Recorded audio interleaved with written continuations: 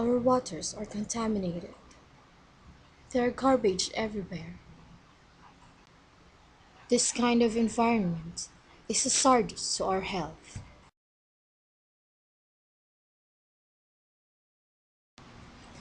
Pollution is the introduction of contaminants into the natural environment that cause adverse change. Pollution can take the form of substances or energy, such as noise, heat, or light. Pollutants, the components of pollution, can be either foreign substances, energies, or naturally occurring contaminants.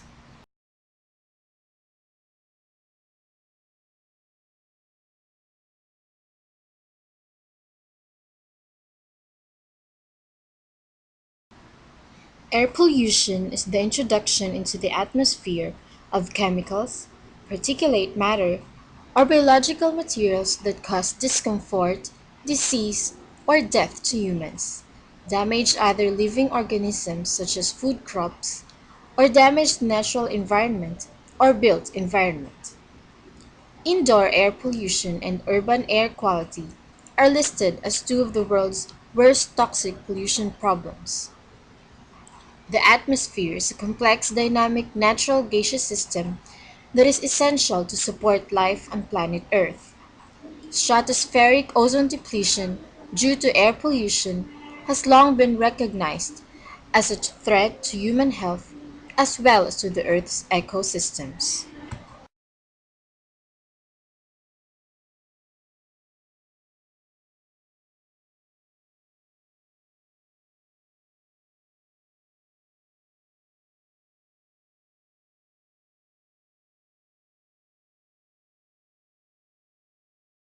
Kuya, Ano ang pangalan niya? Miguel. Miguel po. Miguel. Miguel. Ano pong apelido? Quintera. Gaano katagal na po kayong mamaneho? 8 years. 8 years na po rin kayo nag-tricycle. Kaya. Handicap. Opo, pwede ka po pala. Pwede ka po eh. Opo, opo. Ano po ba yung na-encounter yung problema sa kalsada? Lalo na Traffic. po sa usok, Masakit sa ilong. masakit sa ilong po. Ano pong sakit sa'yo? Ano pong natutulot sa'yong sakit?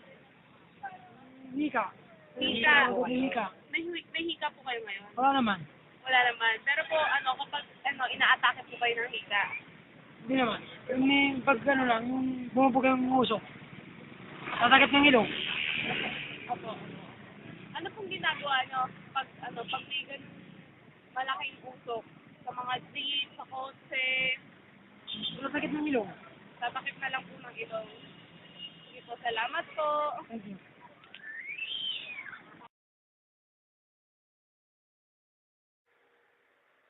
Causes. First, fossil fuels. As the list of causes of air pollution goes, this offender is number one. The burning of fossil fuels is a part of the everyday life of every human on the planet. Each step in the process increases the number of asthma cases in the world, raises a person's chance of having cancer, and increases the chance that your child will be born with congenital defects. Second, mobile causes for air pollution. There are many causes of air pollution. However, motor vehicles emissions are one of the leading causes. Some other causes to air pollution include factory emissions and pesticides.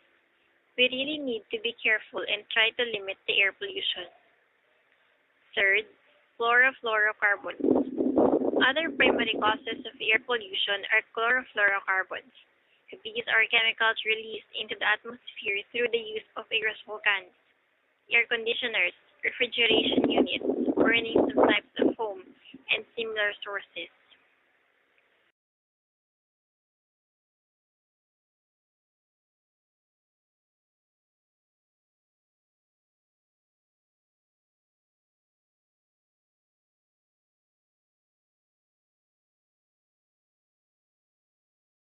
Asthma is a chronic long-term condition that can be managed but not cured.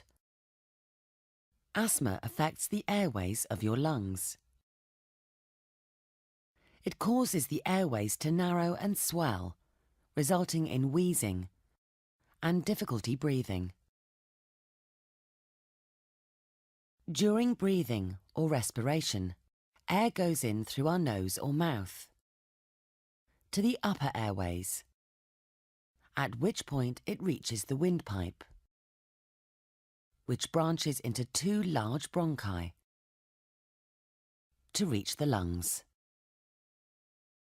The lungs are protected by the rib cage, which also contains the muscles that control your breathing.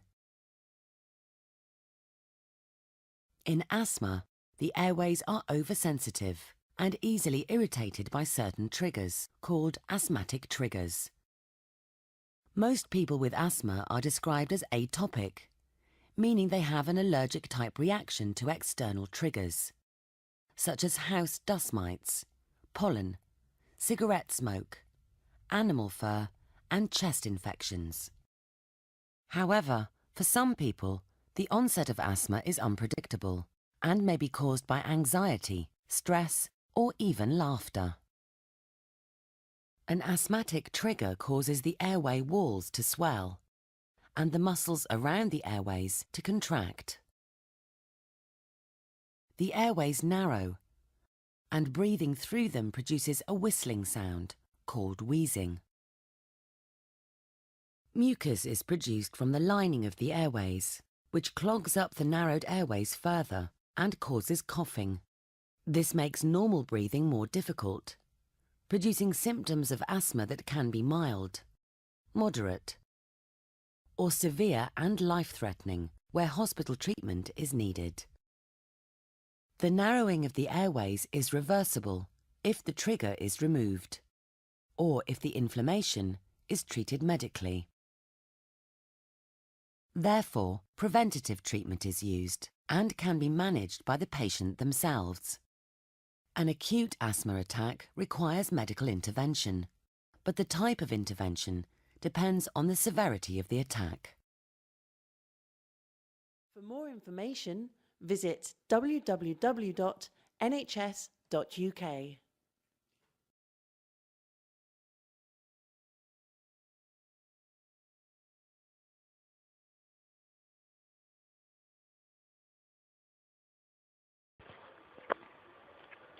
Water pollution. Water pollution is the contamination of water bodies. Examples are lakes, rivers, oceans, and groundwater.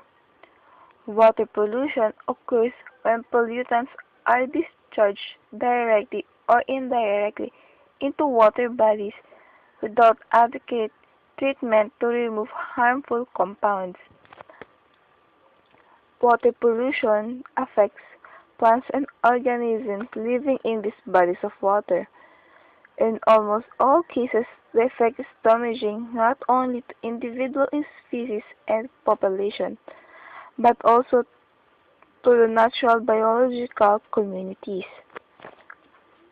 Water pollution is a major global problem which requires ongoing evaluation and revision of water resource policy at all levels.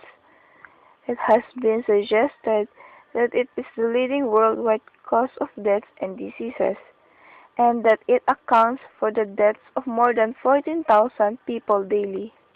We interviewed 3 residents of Marikina.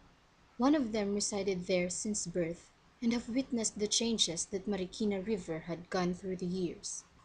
Tilapia, large shrimps and other fishes used to abound the waters.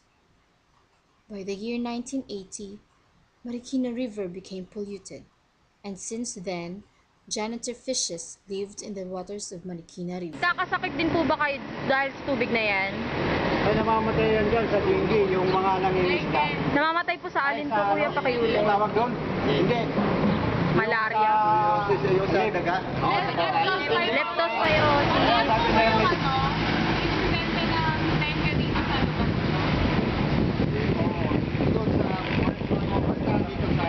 Malapit sa ilog. Banda doon sa Tumana at saka bandang Kaligtan.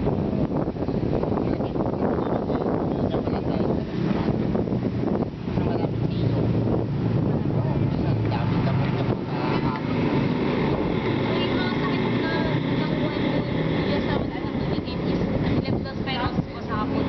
dengue. Ang kanuhan din. Ito kasi sa pagkabahalang. Bahalang po. Katapos na bahalang. Nag-iis na ako. So ano na lang po yung gusto nyong i-suggest para malinisan yung tubig? Water. Tapos yung meron talagang maharap ko siyempre. Yan kasi malinis na nga yan eh. Siyempre wala ka na isang basura dumadalo. Pagka bumaba eh. So drainage po.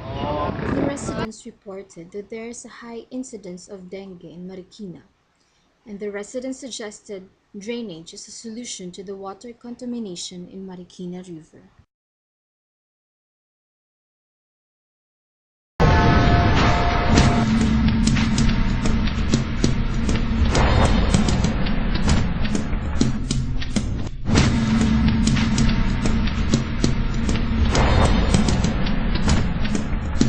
Mga palatandaan o simptomas ng leptospirosis, lagnat, panginginig ng katawan o chills, pananakit ng ulo, binti, kalamnan at kasukasuan, pamumula ng mga mata, paninilaw ng balat, at nahihirapang pag-ihi. Kung patuloy ang lagnat sa loob ng 2 araw, agad nang kumonsulta sa doktor.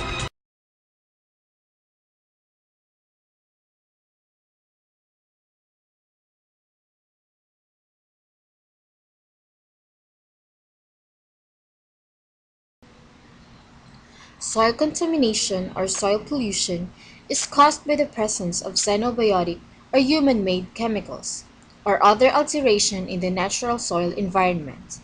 It is typically caused by industrial activity, agricultural chemicals, or improper disposal of waste. The concern over soil contamination stems primarily from health risks, from direct contact with the contaminated soil, vapors from the contaminants, and from secondary contamination of water supplies within and underlying the soil. Malayo pa lang, mabaho na, di ba? Ginaanan natin. Pero wala dito amoy. Oo, walang amoy nga. Mas malakas nga doon.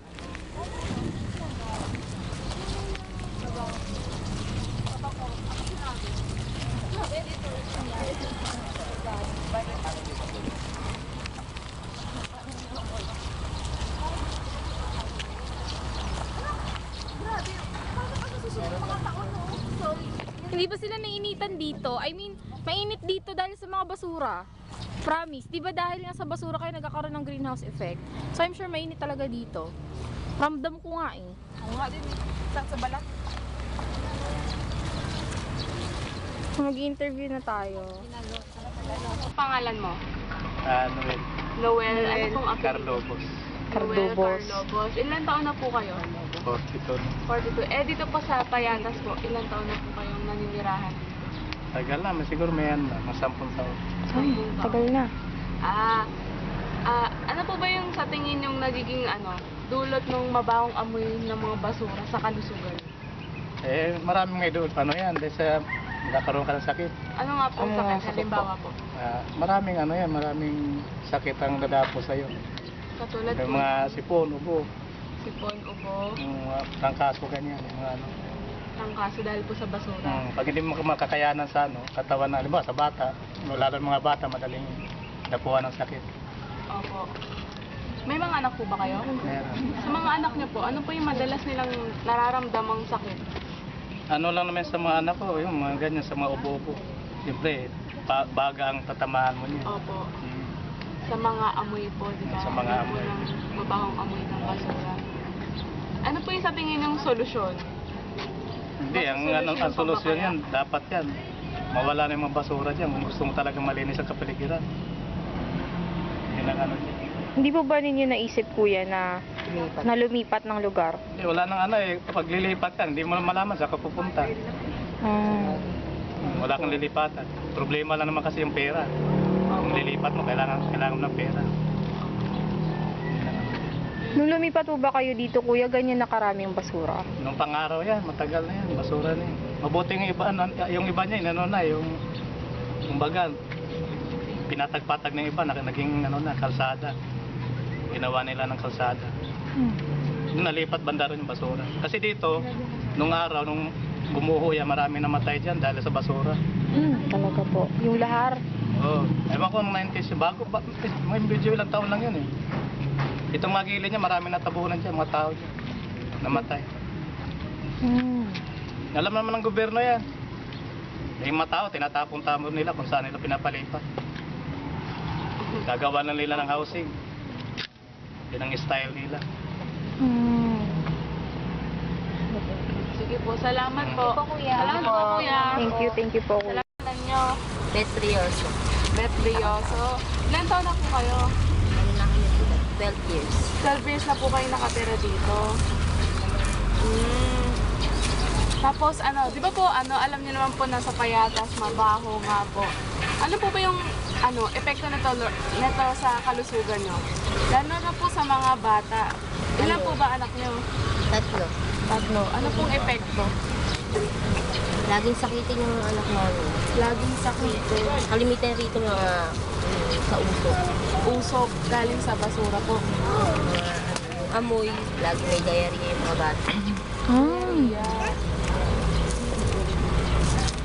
Ano pa? Hindi niyo po ba naisip na lumipat po? Hindi, kasi dito yung buhay.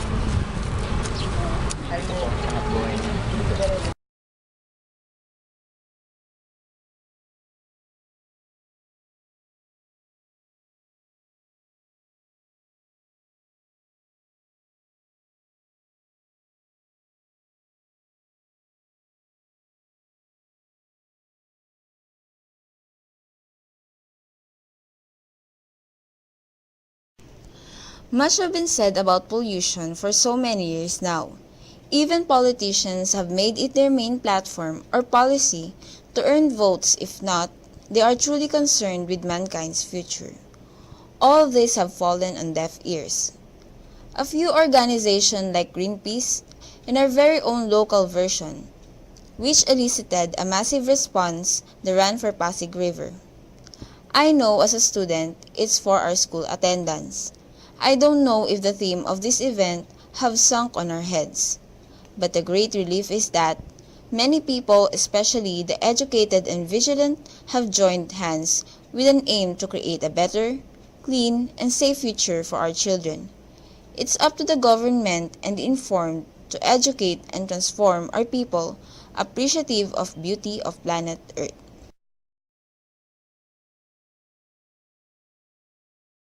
The planet faces a variety of troubling issues that stem from man-made contamination.